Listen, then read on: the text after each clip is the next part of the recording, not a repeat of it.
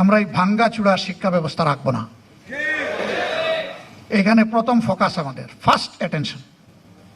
আমার মেরুদণ্ড নাই তো আমি দাঁড়াবো কিভাবে, আমি বসবো কিভাবে? মেরুদণ্ড ছাড়া তো শুইতেই পারবো না, আমি তো একটা ফুটবল হয়ে যাব। প্রথমে মেরুদণ্ডেই চিকিৎসার জন্য হাত দিতে হবে।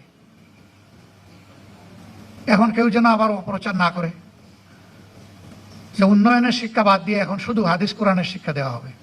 আরে ভাই, হাদিস কোরআনের ভিতরেই তো সব উন্নয়ন আছে,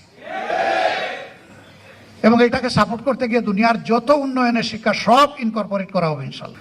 আমরা শুধু যে শিক্ষা মানুষের মধ্যে অনৈতিকতা সৃষ্টি করে, মানুষকে করাপ্ট বানায়, মানুষকে একটা ইতর প্রাণী বানায়, আমরা ওই শিক্ষা দেব না।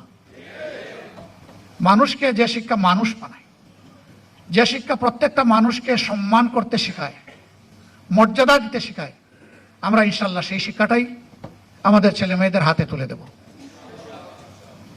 এবং এই শিক্ষার সাথে সর্বোচ্চ বৈষয়িক উৎকর্ষ শিক্ষাটাও থাকবে। নৈতিক আর বৈষয়িক দুই শিক্ষার মহামিলন হবে ইনশাআল্লাহ।